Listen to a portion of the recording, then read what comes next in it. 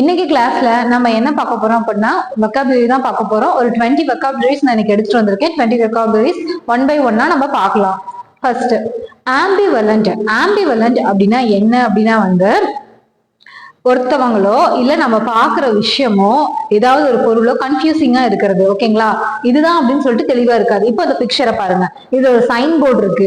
அது கரெக்டா எந்த ஒரு டைரக்ஷனையும் தெளிவா காமிக்கல, 4 பக்கமும் இருக்கிற மாதிரி இருக்கு. சோ இங்க இருக்கிறவர் என்ன ஆகுறாரு, எந்த சைட் போறதுன்னு சொல்லிட்டு ஒரு குழப்பமா இருக்காரு. இப்போ இதோட மீனிங்க்கு வரலாம். Having mixed or conflicting feeling about someone or something. ஓகேங்களா, ஒருத்தவங்களை பத்தியோ இல்ல ஒரு பொருளை பத்தியோ ஒரு கான்ஃபிளிக்டான ஃபீலிங் இருக்கும். ஓகேங்களா, அததான் என்ன சொல்றாங்க அப்படின்னா ஆம்பிவலண்ட் அப்படின்னு சொல்றாங்க. இப்போ பார்க்கலாம். இப்போ இந்த எக்ஸாம்பிள் பார்த்தா இன்னும் நான் தெளிவா புரிஞ்சிடும். She felt ambivalent about accepting the new job. Excited for the opportunities but nervous about the challenges. இந்த சென்டென்ஸோட மீனிங் என்ன, அதாவது அவங்களுக்கு ரொம்ப அந்த ஜாபை அக்செப்ட் பண்ணிக்கலாமா வேண்டாமா அப்படின்னு சொல்லிட்டு ஒரே கன்ஃபியூஷனா இருக்கு அப்படிங்கிறாங்க.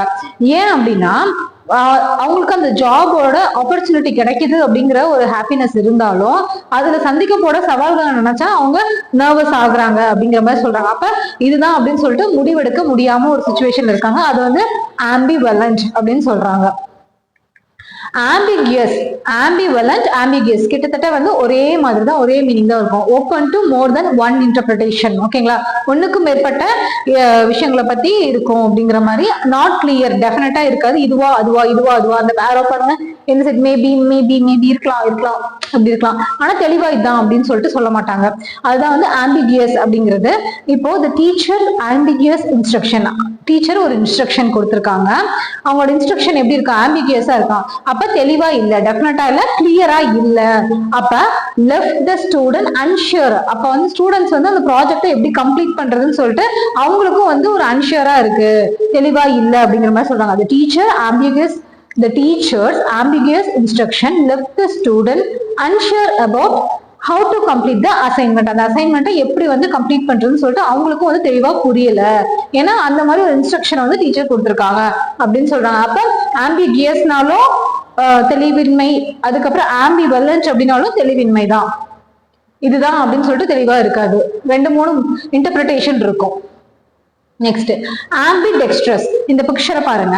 அவர் என்ன பண்ணிருக்காரு, ரெண்டு கையையும் ஈக்குவலா யூஸ் பண்றது. இப்ப மோஸ்ட்லி நம்ம என்ன பண்ணுவோம், நார்மலா இருக்கவங்க ரைட் ஹேண்ட் மட்டும் தான் மோஸ்ட்லி அதிகமா யூஸ் பண்ணுவோம், லெஃப்ட் ஹேண்ட் யூஸ் பண்ண மாட்டோம். ஆனா ரெண்டு கையையும் ஈக்குவலா யூஸ் பண்ணக்கூடிய கெப்பாசிட்டி இருக்கவங்கள தான் என்ன சொல்லுவாங்க அப்படின்னா ஆம்பிடெக்ஸ்ட்ரஸ் அப்படின்னு சொல்லுவாங்க.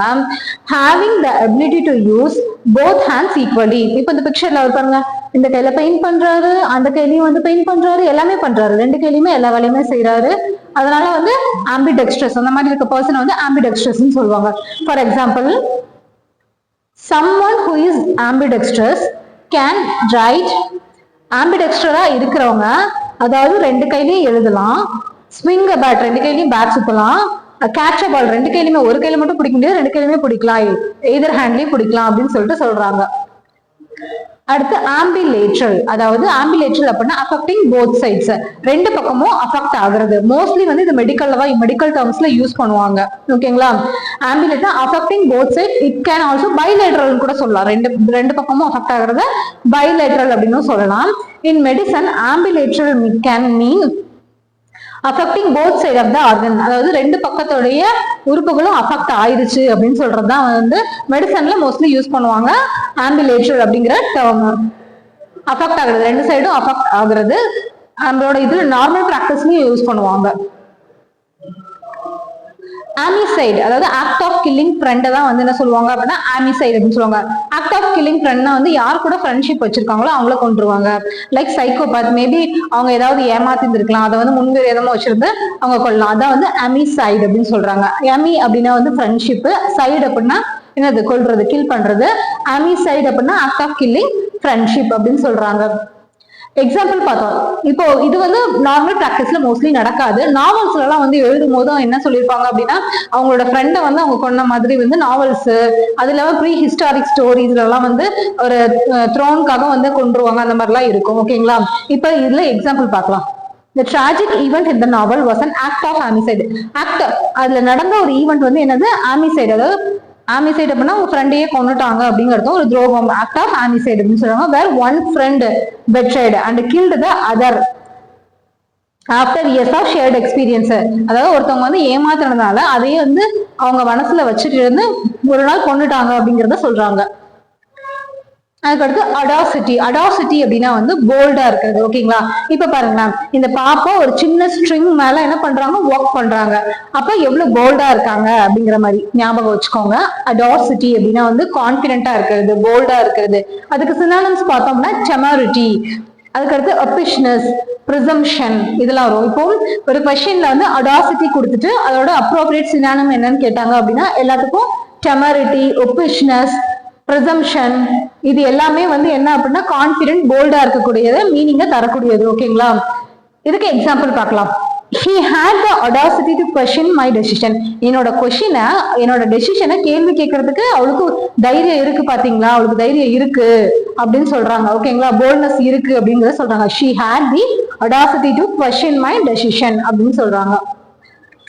அதுக்கடுத்து செவன்த், சூப்பர் நாட்டட் அப்படின்னா ஓல்ட் ஃபேஷனா இருக்கிறது. இப்போ வந்து ஆப்சலேட், ஓல்ட் ஃபேஷனா இருக்கிறது, பழமையா இருக்கிறது. ஆப்சலேட் அப்படின்னா வந்து என்னது, இப்போ அது கரண்ட்ல அதுக்கு வேல்யூ கிடையாது. இப்போ ஒரு பழைய பில்டிங் 20 வருஷத்துக்கு முன்னாடி இருக்க கட்டியிருப்போம், இப்போ அதோட அதுக்கு இப்போ வந்து அவுடேட் ஆயிருக்கும். ஓகேங்களா, அது வந்து super நாட்டட், outdated one, volt fashion one, இதெல்லாம் வந்து சூப்பர் நாட்டட் அப்படின்னு சொல்லுவாங்க.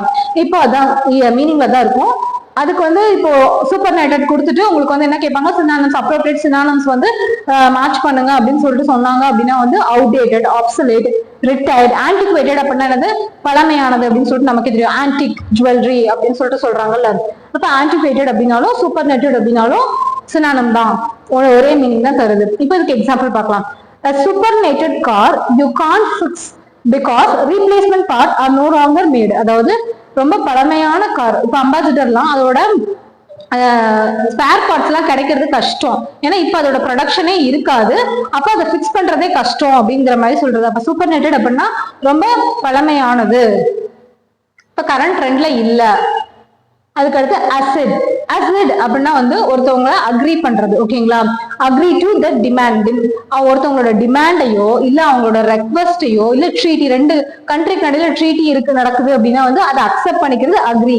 ஓகேங்களா, அக்ரி டு டிமாண்ட். ஓகேங்களா, அவங்களோட வேண்டுகோள் இல்ல ரெக்வஸ்ட். ஓகேங்களா, ரெக்வஸ்ட் இல்லைன்னா ஒரு ட்ரீட்டி. அது இதே அசிட்க்கு ரெண்டு மீனிங் இருக்கு, ஃபர்ஸ்ட் மீனிங் இதுதான். ஓகேங்களா, அதுக்கு சினானிம்ஸ் வந்து அக்ரி இல்லைன்னா கன்சென்ட் டு அப்படிங்கிற மாதிரி கேட்கலாம். சில வேற சினானிம்ஸ் இருக்கு, acquires, assent, agree, accept, submit, consent, subscribe, bow, differ, given, இது எல்லாமே வந்து அசீரோட சினானிம்ஸ் தான். இப்ப பார்க்கலாம், எக்ஸாம்பிள் பார்க்கலாம். The authorities did not accede to the strikers demand. அதாவது அந்த நிறுவனத்தோட அத்தாரிட்டி வந்து என்ன சொல்றாங்க, அக்செப்ட் பண்ணிக்கல அவங்களோட ஸ்ட்ரைக்கர்ஸோட, ஸ்ட்ரைக்கர்னா என்னது, பணி நிறுத்தம் செய்யறவங்க, எனக்கு இது வேணும்னு சொல்லிட்டு டிமாண்ட் பண்றவங்க, அவங்கதான் ஸ்ட்ரைக்கர்ஸ் சொல்றாங்க. அவங்களுடைய டிமாண்ட்ஸ் வந்து அக்செப்ட் பண்ணிக்கல, அதாவது அசீட்னா அக்செப்ட், நாட் அக்சீட்னு சொல்லியிருக்காங்க. அப்ப அக்செப்ட் பண்ணிக்கல அப்படின்னு சொல்லிட்டு அந்த சென்டென்ஸ்ல யூஸ் பண்ணிருக்காங்க. அதுக்கடுத்து இன்னொரு மீனிங் இருக்கு, என்ன அப்படின்னா வந்து அவங்க ஒரு அதிக பொசிஷனுக்கு போறது, இப்போ கரண்ட் பொசிஷன்ல இருந்து ஒரு ஹையர் பொசிஷனுக்கு போறது, assume and office or position. ஓகேங்களா, இப்ப பார்க்கலாம். Succeed to or assume. ஓகேங்களா, ஒண்ணு வந்து அசியூம் பண்ணிக்கிறது, இல்ல அப்படின்னா சக்சீட் ஆகுறது, இன்னொரு பொசிஷனுக்கு போறதுக்கு. அதுவும் ரெண்டும் வந்து அசிட்க்கு இன்னொரு மீனிங் கூட. ஃபர்ஸ்ட் மீனிங் என்னது, அக்ரி பண்ணிக்கிறது, ஒத்துக்கிறது. ஓகேங்களா, ரெண்டாவது மீனிங் வந்து அடுத்த பொசிஷனுக்கு போறது இல்லைன்னா அசியூம் பண்றது. இப்ப பாருங்களேன், Elizabeth I acceded to the throne in 1558 சொல்றாங்க. ஓகேங்களா, 1558ல அவங்க வந்து என்ன பண்ணுவாங்க, I acceded to a throne அப்படின்னு சொல்றாங்க. அப்ப அசியூம் பண்றாங்க, இந்த இடத்துல அசியூம் மாதிரி வருது. சோ தட் வந்து இது அசியூம்க்கும் யூஸ் பண்ணலாம், அக்ரிக்கும் யூஸ் பண்ணலாம், ரெண்டு மீனிங் இருக்கு அசிட்க்கு. இதெல்லாம் வந்து previous year most important repeatedly asked questions தான் எடுத்துட்டு வந்திருக்கேன். ஸோ வந்து கான்சென்ட்ரேட் பண்ணி கவனிச்சுக்கோங்க. அதுக்கடுத்து ஆப்ஸ்டினேட். ஆப்ஸ்டினேட் அப்படின்னா இப்ப பாருங்களேன், அங்க ஒருத்தர் இருக்காரு, அவர் என்ன பண்றாரு, இந்த டாங்கியை ரொம்ப கஷ்டப்பட்டு இழுத்துட்டு இருக்காரு. ஏன்னா அந்த டாங்கி வந்து இவரோட கோஆபரேட் பண்ணல. அப்ப இந்த மாதிரி இருக்கும்போது ரொம்ப ஸ்டபனா இருப்பாங்க, அவங்க எடுத்த முடிவு தான் கரெக்ட், வேற யாராலையும் அவங்கள சேஞ்ச் பண்ண முடியாது. அப்ப ஆப்ஸ்டினேட் ஒன் அந்த மாதிரி இருக்கவங்கள ஆப்ஸ்டினேட் ஒன்னு சொல்லுவாங்க. இப்போ அதோட ஆப்ஸ்டினேட்னா என்ன, ஸ்டபனா இருக்கிறது, ஓகேங்களா, அடமெண்டா இருக்கிறது. அதுக்கப்புறம் என்னது, அவங்கள வந்து புல் ஹெட்டட்னு சொல்லுவாங்க. அவங்களுக்கு நம்ம ஊர்ல கூட சொல்லுவாங்க, உனக்கு என்ன கொம்பு முளைச்சிருச்சா, நீ இதை செய்ய மாட்டியா அப்படின்னு சொல்றாங்கல்ல, அந்த மாதிரிதான், ஓகேங்களா. stubbornly refusing to change one's opinion, ஓகேங்களா. அந்த மாதிரி இருக்கவங்கள வந்து நம்ம என்ன சொல்றது, சேஞ்ச் பண்றது ரொம்ப கஷ்டம். அடுத்து இன்னொன்னு வந்து ஒரு அன்வெல்கம் சுச்சுவேஷன், ஓகேங்களா, நம்ம எக்ஸ்பெக்ட் பண்ணிருக்க மாட்டோம், ஆனா அது வந்திருக்கும், அதுவும் கூட அப்ஸ்டனேட் அப்படின்னு சொல்லுவாங்க. இப்போ ஃபர்ஸ்ட் மீனிங்கான எக்ஸாம்பிள் ஃபர்ஸ்ட்ல கொடுத்துருக்கேன், ரெண்டாவது கொடுத்துருக்கேன். சரி, ஃபர்ஸ்ட் பார்க்கலாம். her obstinate determination, அதாவது அவனுடைய அடமெண்டான அவருடைய முடிவு வந்து பர்சியூ கரியர், ரேடியோல அவங்க கரியர் வந்து பர்சியூ பண்றாங்க அப்படின்னு சொல்றாங்க. அவங்க அடமெண்டா அவங்களுடைய டெட்டர்மினேஷன் மூலம் வந்து என்ன பண்ணாங்க, அவங்க ரேடியோல இது பண்றாங்க அப்படின்னு சொல்றாங்க.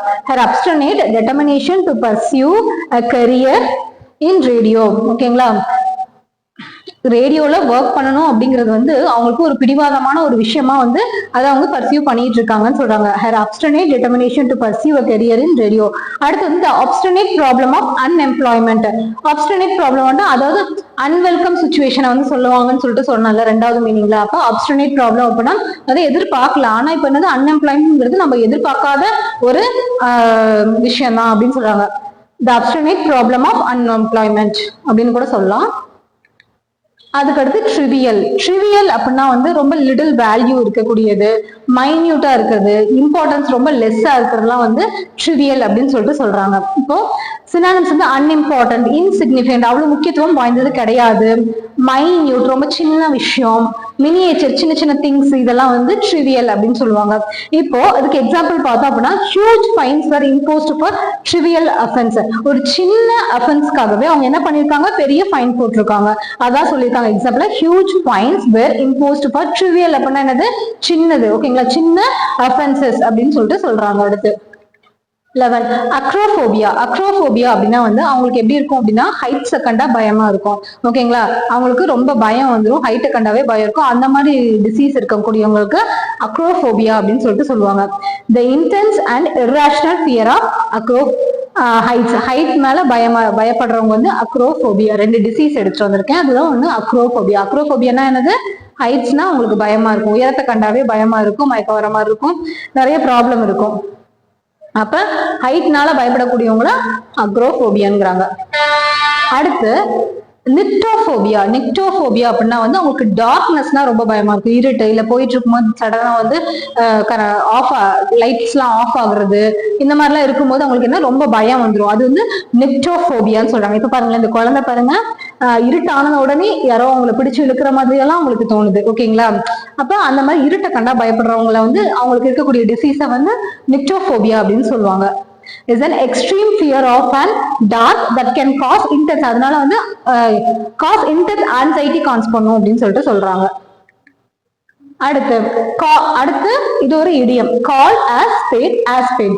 அதாவது ஒருத்தவங்க ஒரு விஷயத்த டைரக்டா சொல்லுவாங்க, அது ஈவன் தான் வந்து அவங்கள ஹர்ட் பண்ற மாதிரி இருந்தாலும் அவங்க சுத்தி வளைச்சு பேச மாட்டாங்க, டைரக்டா சொல்லிடுவாங்க. call as spade அதோட மீனிங், ஓகேங்களா. To speak honestly and directly, நேர்மையாகவும் டைரக்டாவும் பேசக்கூடியவங்களை வந்து எப்படி கூப்பிடுவாங்க அப்படின்னா டு கால் as spade. இப்ப பாருங்களா, இந்த எக்ஸாம்பிள்ல பார்க்கலாம். she always calls as spade never surrogate her opinions. அவளோட ஒப்பீனியனை யாருக்காகவும் அவன் மாத்திக்க மாட்டா, கரெக்டா வந்து எப்படி இருப்பா, ஹானஸ்டா இருக்கிறா, டைரக்டா தான் சொல்லுவா அப்படின்னு சொல்றாங்க. அப்ப அவங்க வந்து எப்படி சொல்றாங்க, she always, அவங்க அப்படி இருக்கிறதுனால அவங்க எப்படி கூப்பிடுறாங்களா, as spade அப்படின்னு கூப்பிடுறாங்க. calls as spade never surrogate her opinion. யாருக்காகவும் வந்து யாரா இருந்தாலும் சரி அவங்களுக்கு இதுதான் ரூல்ஸ் அப்படிங்கிற மாதிரி. ஹோப்பிங் அகெயின்ஸ்ட் ஹோப்னா அவங்களோட ஹோப்பை வந்து இழக்கிறது, ஓகேங்களா. வித்தவுட் ஹோப் இல்லாம இருக்கிறது. இப்போ இந்த தாத்தா பாருங்க, ஒரு கல்லு மேல உட்காந்துட்டு இருக்காரு, சுத்தி தண்ணியா இருக்கு, மழை பெஞ்சிட்டு இருக்கு, பனிமூட்டமா இருக்கு, இந்த இடத்துல வந்து இவர் யாராவது காப்பாத்துவாங்களா அப்படின்னு சொல்லிட்டு உட்காந்துட்டு இருக்காங்க. அப்ப வந்து அவருக்கு சுத்தமா ஹோப்பே இல்லை, யார் வரப்போறாங்க இந்த மாதிரி ஒரு சுச்சுவேஷன்ல அப்படிங்கறத சொல்றாங்க. ஓகேங்களா? அப்ப ஹோப்பிங் அகெயின்ஸ்ட் ஹோப்னா ஹோப் இல்லாம இருக்கிறது, வித்தவுட் ஹோப். இப்போ எக்ஸாம்பிள் பார்க்கலாம். despite the overwhelming odds, அதாவது odds அப்படின்னா என்ன சொல்றது, அந்த இடத்துல அதாவது அவங்க தொடர்ந்து வந்து அவங்க எதிர்பாராத விஷயங்கள் நடக்கிறது. ஓகேங்களா? அப்படி நடந்துகிட்டே இருக்கிறதுனால தேவர் ஹோப்பிங் அகெயின்ஸ்ட் ஹோப், அதாவது அவங்க ஹோப்பை வந்து இழந்துட்டாங்க, ஹோப்பை வந்து குறைஞ்சிட்டே போகுது அப்படின்னு சொல்லலாம். That the rescue team would arrive in time, டைமுக்குள்ள நம்ம உயிர் போறதுக்குள்ள ரெஸ்கியூ டீம் வந்துருமா அப்படிங்கிற ஹோப்பே வந்து உங்களுக்கு போயிருச்சு. ஏன்னா தொடர்ந்து வந்து கஷ்டமால கஷ்டம் வந்துட்டே இருக்கு அப்படின்னு சொல்றாங்க, எங்கேயோ மாட்டிட்டு இருக்காங்க. அதனாலதான் சொல்ல இந்த ஸ்டேட்மெண்ட் வருது. டெஸ்பைட் த ஓவர்வெல்மிங் ஆர்ட்ஸ் அதிகமாக அதிகமாக, அதாவது கஷ்டம் தரக்கூடிய சூழல் அதிகமாக அதிகமாக, தே வேர் ஹோப்பிங் அகேன்ஸ்ட் ஹோப், அவங்களோட ஹோப்பை வந்து அவங்க லாஸ் பண்ணிட்டாங்க. ஸோ தட் த ரெஸ்கியூ, அந்த டைம்குள்ள ரெஸ்கியூ டீம் வந்து டைம்குள்ள வருமா அப்படிங்கிறது. So the rescue team would arrive at time அப்படின்னு சொல்றாங்க. அதுக்கடுத்து and acts to grind, and acts to grind அப்படின்னா வந்து ஒரு விஷயம் செய்யறதுக்கு ஒரு காமனா ஒரு மோட்டிவ் வந்து இருந்தாலும் அவங்களுக்குன்னு ஒரு பர்சனல் மோட்டிவ் இருக்கும். ஓகேங்களா? அதெல்லாம் வந்து an acts to grind அப்படின்னு சொல்றாங்க. இதோட meaning to have a personal reason, ஒரு விஷயத்த செய்யறதுக்காக தனிப்பட்ட காரணம் இருக்கும். ஆர் கிரீவன்ஸ், அவங்களுக்கும் தனிப்பட்ட குறைகள் அந்த மாதிரி இருக்கும், புகார் ஏதாவது இருக்கும். ஆஃபன் வித் ஹிடன் மோட்டிவ், அது என்ன ஒரு ஹிடனான மோட்டிவ் இல்லைன்னா ஒரு அஜெண்டா இருக்கும், திட்டம் இருக்கும் அப்படின்னு சொல்லிட்டு அந்த மாதிரி இருக்கவங்க அண்ட் ஆக்ஸ் டு கிரைண்ட்னு சொல்றாங்க. இப்ப பாருங்க, she attended the meeting, அதாவது அவ வந்து மீட்டிங் அட்டென்ட் பண்ணிருக்கா with an axe to grind, ஒரு விஷயத்த வந்து ஒரு மறைமுகமான திட்டத்தோட தான் அவ வந்து அட்டென்ட் பண்ணிருக்கா. என்ன அதுன்னு பாக்குறாங்க. determined to address her concern about the new policy பத்தின கன்சர்னா அவ சொல்லணும் அப்படிங்கிறதுக்காகவே அந்த மீட்டிங்க வேணும்னே அவ அட்டென்ட் பண்ணிருக்கா, வேணும்னே அட்டென்ட் பண்ணிருக்கா அப்படின்னு சொல்றாங்க. அதுதான் வந்து an axe to grind, அதாவது ஒரு பர்சனல் பொதுவான இன்ட்ரெஸ்ட் இல்லாம பர்சனலா அவங்களோட ஒரு குறைகளையோ புகாரையோ சொல்றதுக்காக வந்து இது பண்றதுதான் வந்து axe to grindன்னு சொல்றாங்க. பர்சனல் இன்ட்ரெஸ்ட் இருக்கும், அதுதான், வேற ஒண்ணும் இல்லை. அதுக்கடுத்து ரேங்க் அண்ட் ஃபைல். ரேங்க் அண்ட் ஃபைல்னா என்னன்னா அவங்க லீடர்ஸ் கிடையாது. ஓகேங்களா? பணியாளர்கள், நார்மல் ஆர்டினரியான பீப்புள், ஆர்டினரியான பணியாளர்கள், கீழ்த்தட்டு மக்கள், அவங்க எல்லாம் வந்து சொல்லுவாங்க லீடர்ஸ் கிடையாது, கீழே இருக்கிறவங்க. அதான் ordinary members, ordinary members of and ஒரு ஆர்கனைசேஷனோடோ இல்ல ஒரு குரூப்போட இல்ல சொசைட்டியோட, ஓகேங்களா, ஸ்டாஃப்ஸ், இவங்கெல்லாம் வந்து என்ன சொல்றாங்க, ரேங்க் அண்ட் ஃபைல்னு சொல்றாங்க. இப்போ எக்ஸாம்பிள் சொல்றாங்க, the rank and file of the team worked hard. ஓகேங்களா? அதாவது rank and file of the team அப்படின்னா வந்து ஒரு டீம் இருக்கு, அந்த டீம் இருக்கக்கூடிய மெம்பர்ஸ், ஓகேங்களா, அவங்க வந்து ரொம்ப ஒர்க் பண்ணாங்க. அதான் வந்து டேரக்டா மெம்பர்னு சொல்லாம rank and file of the member அப்படின்னா கீழே இருக்கக்கூடிய ஸ்டாஃப்ஸா இருக்கலாம், ஒர்க்கர்ஸா இருக்கலாம். ஓகேங்களா? Team work hard by the manager made the plan, அதுக்கான திட்டத்தை வந்து யார் மேக் பண்ணாங்களா, மேனேஜர் மேக் பண்ணாங்களா. அதுக்கடுத்து பை ஃபிட்ஸ் அண்ட் ஸ்டார்ட்ஸ். இப்போ இந்த பிக்சரை பாருங்களேன், என்ன பண்ணுவாங்க அப்படின்னா அவங்க ஒரு விஷயத்த செய்வாங்க, அதை ரெகுலரா செய்ய மாட்டாங்க, இர்ரெகுலரா செஞ்சுட்டு இருப்பாங்க. இப்போ ஃபர்ஸ்ட் அவருடைய 2020 அவர் என்ன பண்ணிருக்காரு, பியானோ வாசிச்சுட்டு இருந்திருக்காரு. அடுத்து 2021 அவர் என்ன பண்ணிருக்காரு, ஏதோ ஒரு காம்படிஷன்ல பார்ட்டிசிபேட், ரன்னிங் காம்படிஷன் மேரத்தான் மாதிரி இருக்கு, அதுல பார்ட்டிசிபேட் பண்ணி அதை வின் பண்ணிட்டாரு. திரும்ப இந்த கரியரை விட்டுட்டு திரும்ப வந்து என்ன பண்றாரு அப்படின்னா திரும்ப வந்து பியானோ வாசிக்கவே போயிடுறாரு. அப்ப ஒரு விஷயத்த ரெகுலரா பண்ண மாட்டாரு, இர்ரெகுலரா கொஞ்ச நாள் செய்யறது, இன்ட்ரெஸ்ட் இருக்குமோ செய்யறது, அதை விட்டுறது, திரும்ப அதை கண்டினியூ பண்றது, அந்த மாதிரி இருக்கிறவங்க வந்து என்ன சொல்றாங்க அப்படின்னா பை ஃபிட்ஸ் அண்ட் ஸ்டார்ட்ஸ் சொல்றாங்க. அதாவது it means doing something irregularly, இர்ரெகுலரா ஒரு விஷயத்த செஞ்சுட்டு இருக்கிறது. So he finished the project by fits and starts அப்படின்னு சொல்றாங்க. Working on it only when he felt like it, அதாவது அவ முடிக்கணும்னு நினைச்சாதான் முடிப்பா, அதாவது அவ வந்து ரெகுலரா பண்ணல, இர்ரெகுலரா பண்ணிட்டு இருக்கா, அவ எப்ப முடிக்கணும்னு நினைப்பாளோ அப்பதான் முடிப்பா அப்படின்ற மாதிரி சொல்றாங்க. அவங்க he finished the project by fits and starts, எப்படி வந்து அவன் முடிச்சிருக்கா, இர்ரெகுலரா முடிச்சிருக்கா, ஒர்க்கிங் ஆன் இட் ஒன்லி, அவள் எப்ப வந்து விருப்பப்படுறாளோ அப்ப மட்டும்தான் அதுக்காக ஒர்க் பண்ணி அதை முடிச்சிருக்கா அப்படின்னு சொல்றாங்க. அடுத்து அக்கவுண்ட் ஃபார். அக்கவுண்ட் ஃபார் அப்படின்னா வந்து ஒரு விஷயத்த அந்த போர்ட்ல அவங்க பண்ணி எக்ஸ்பிளைன் பண்ணிட்டு இருக்காங்க. ஒரு விஷயத்த எக்ஸ்பிளைன் பண்றது வந்து அக்கவுண்ட் ஃபார் அப்படின்னு சொல்றாங்க. ஓகேங்களா? Explain the reason or cause of something, ஒரு விஷயம் நடந்திருக்கு, அதுக்கான ரீசன் இல்லைன்னா அதோட காரணங்களை வந்து எக்ஸ்பிளைன் பண்றது. அதுக்கு இன்னொரு மீனிங் இருக்கு, என்னன்னா ஒரு ஒரு ஏதாவது ஒரு திங்கோட ஒரு பார்ட்டோ இல்ல ஒரு தொகுதியா இருக்கிறது வந்து form or constitute of part of something. ஓகேங்களா, ஒரு ஒரு பெரிய விஷயத்தோட ஒரு சின்ன பார்ட்டா இருக்கிறது வந்து கவுண்ட் ஃபார் அப்படின்னு சொல்றாங்க. இன்னொன்னு வந்து என்னன்னா ரெக்கார்டு இல்லைன்னா எக்ஸ்பிளனேஷன் ஆஃப் பினான்சியல் ஸ்டேட்மெண்டோட ரெக்கார்டோ இல்ல அதோட எக்ஸ்பிளனேஷனோ வந்து அக்கவுண்ட் ஃபார் அப்படின்னு சொல்றாங்க. அப்போ 3 மீனிங் வருது அக்கவுண்ட் ஃபாருக்கு. ஃபர்ஸ்ட் வந்து ஒரு விஷயத்த நார்மலா வந்து ஒரு ஒரு விஷயம் நடந்ததுக்கான காசு என்ன சொல்றது ரீசனை வந்து நம்ம எக்ஸ்பிளைன் பண்றது. ஓகேங்களா, இல்ல அப்படின்னா வந்து ஒரு உன்னோட பார்ட் இல்லைன்னா தொகுதி அப்படின்னு சொல்றாங்க. அப்படி இல்லை அப்படின்னா வந்து பினான்சியல் ஸ்டேட்மெண்ட் பத்தின எக்ஸ்பிளனேஷன் இல்லைன்னா ரெக்கார்டு, 3க்கும் வந்து மீனிங் தருது. இப்ப பார்க்கலாம் எக்ஸாம்பிள்ஸ். ஃபர்ஸ்ட் எக்ஸாம்பிள் என்னன்னா ரீசன் எக்ஸ்பிளைன் பண்றது எப்படி சென்டென்ஸ்ல யூஸ் பண்ணிருக்காங்கன்னு பார்க்கலாம். The manager had to account for delay in completing the project. அதாவது அக்கௌண்ட் பண்ணது அவர் எக்ஸ்பிளைன் பண்ணணும் ஏன் வந்து அந்த ப்ராஜெக்ட் வந்து டிலே ஆச்சு அப்படிங்கிற மீனிங் குறிக்குது இந்த அக்கௌண்ட் ஃபார் அப்படிங்கிறது இந்த சென்டென்ஸ்ல. செகண்ட் சென்டென்ஸ்ல online sales account for 40% of company's revenue அப்படின்னா ஒரு ஆன்லைன் சேல் வந்து பார்ட்டா இருக்கு, 40% பார்ட்டா இருக்கு, டோட்டல் ரெவென்யூல 40% பார்ட்டா இருக்கு அப்படிங்கிறதையும் அக்கௌண்ட் ஃபார் அப்படிங்கிற வேர்ட் போட்டு முடிச்சிருக்காங்க. அடுத்து வந்து you need to account for every penny spend during a trip. நீ வந்து ஒரு பினான்சியல் ஸ்டேட்மெண்ட் கண்டிப்பா வந்து கொடுத்து ஆகணும் அப்படிங்கிறதுக்கும் பினான்சியல் ஸ்டேட்மெண்ட் இல்லைன்னா ஒரு ரெக்கார்டை கொடுக்கறதுக்கும் அக்கவுண்ட் ஃபார் அப்படிங்கிற ஃப்ரேசல் வெர்ப் யூஸ் பண்ணுவாங்க. ஓகேங்களா, அப்போ 3 மீனிங் இருக்கு. ஒண்ணு நார்மலா ஒரு ரீசன் எக்ஸ்பிளைன் பண்றது, ரெண்டாவது ஏதாவது உன்னோட பார்ட்டா வந்து இருக்கிறது, மூணாவது ஒரு பினான்சியல் ஸ்டேட்மெண்ட்டை வந்து கொடுக்கறது. அது 3க்குமே வந்து அக்கவுண்ட் ஃபார் யூஸ் பண்றாங்க. அதுக்கடுத்து ஆஸ்க் ஆஃப்டர் அப்படின்னா ஒருத்தவங்களோட ஹெல்த்தை பத்தி நீ நல்லா இருக்கியா, உன் ஹெல்த் நல்லா இருக்கா அப்படின்னு சொல்லிட்டு விசாரிக்கிறதுக்காக இந்த ஃப்ரேசல் வெர்ப் வந்து யூஸ் பண்ணுவாங்க ஆஸ்க் ஆஃப்டர். ஓகேங்களா, இப்ப to inquire about someone's well-being or health பத்தி விசாரிக்கிறதுக்காக. சோ இதுல பார்க்கலாம், when I met her she asked after your health. அவளை பார்க்கும்போது அவ என்ன பண்ணிருக்கா, அவளோட asked afterனா அவளோட ஹெல்த் பத்தி விசாரிச்சிருக்கா அப்படின்னு சொல்றாங்க. asked after your health. Second வந்து பார்க்கலாம், he called to asked after வந்து மோஸ்ட்லி வந்து ஹெல்த் அவங்களோட வெல்பீயிங் பத்தி விசாரிக்கிறதுக்காக யூஸ் பண்ணக்கூடிய ஃப்ரேசல் வெர்ப். ஓகேங்களா, he called to ask after his old friend. அவங்களோட ஃப்ரெண்டை பார்த்தீங்கன்னா அவங்களோட வெல்பீயிங் அவங்களோட ஹெல்த்தை பத்தி விசாரிக்கிறதுக்காக அவ வந்து என்ன பண்ணிருக்கா, கால் பண்ணிருக்கா அப்படின்னு சொல்றாங்க. Last one ask for. ஓகேங்களா, முன்ன என்ன பார்த்தோம், ask after பார்த்தோம். இப்போ ask for அப்படிங்கிற ஃப்ரேசல் வெர்ப் எதுக்கு யூஸ் பண்றாங்க அப்படின்னா ஒரு விஷயத்த ரெக்வெஸ்ட் பண்றதுக்காக ஒண்ணு. இன்னொரு வந்து அப்படின்னா டு பிஹேவ் இன் அ வே, ஒரு ட்ரபிள் இல்லைன்னா ப்ராப்ளம். ஆமா, to behave in a way that invite trouble இல்லைன்னா ப்ராப்ளம் வந்து நமக்கு நாமே வந்து உருவாக்கிக்கிறதுக்கும் இந்த ஆஸ்க் ஃபார் அப்படிங்கிறது யூஸ் பண்றாங்க. ஒன்னு ரெக்வஸ்ட்டுக்கு, இன்னொன்று வந்து நம்மளே நமக்கு தேவையில்லாத அன்இம்பார்ட்டன்டான ப்ராப்ளம் உருவாக்கிக்கிறதுக்கு ஆஸ்க் ஃபார் யூஸ் பண்றாங்க. சென்டென்ஸ்ல எப்படி யூஸ் பண்ணிருக்காங்கன்னு பார்க்கலாம். இந்த phrasal verb she asked for a glass of water. இந்த இடத்துல வந்து ஒரு தேவையை ஆஸ்க் பண்றதுக்காக வந்து ஃபர்ஸ்ட் சென்டென்ஸ். ஓகேங்களா, ரெக்வெஸ்ட் சம்திங் ஃபர்ஸ்ட் மீனிங்.